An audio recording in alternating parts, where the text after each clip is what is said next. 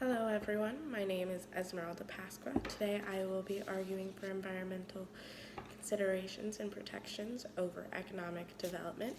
The resources that the earth provides to us are often taken for granted. We use these resources and will continue to use these resources like they are indispensable. But yet they are not, and when they run out one day, let us not turn back and wonder what happened.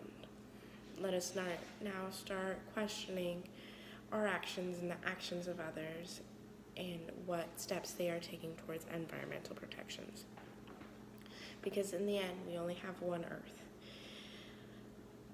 In order to maintain that Earth for our use and for the use of future generations, we must consider the effects that our actions and the actions of others have on the Earth. There is the same goal in mind of achieving economic development for all. Yet climate change has been affecting the impoverished nations more so than already developed nations. For example, in Bangladesh, there are millions of people living in areas below sea level. There are areas that have had trees cut out that have been used for fuel.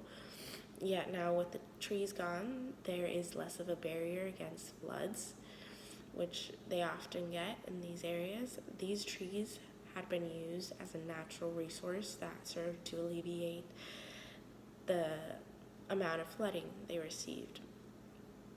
If there were environmental protections against cutting said trees, it could reduce the risk of mortality and flood damage. Once there is flood damage and destructions of their homes, they have to rebuild or move, causing them to become economic refugees and go take their buying power somewhere else.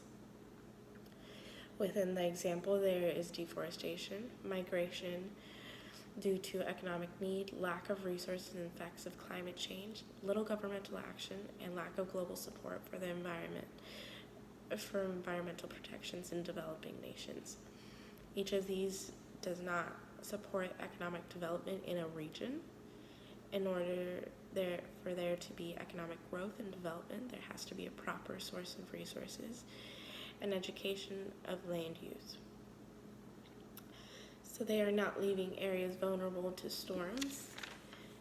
This starts with placing environmental protections on natural resources in areas like lumber, the lumber which helps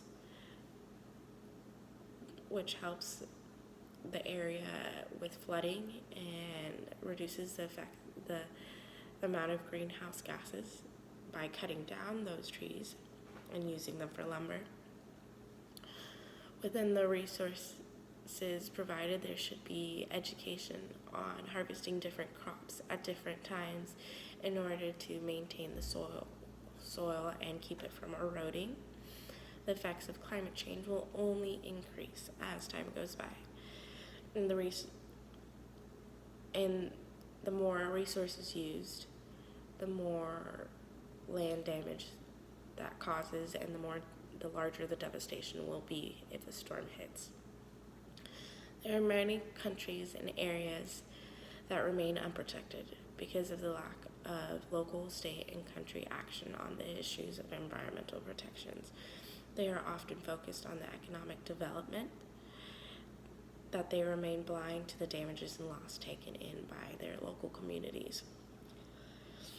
Therefore, I remain firm that in order to have successful economic growth and development, there first needs to be established environmental protections set in place in order to have a healthy and lively community and also continue to prosper.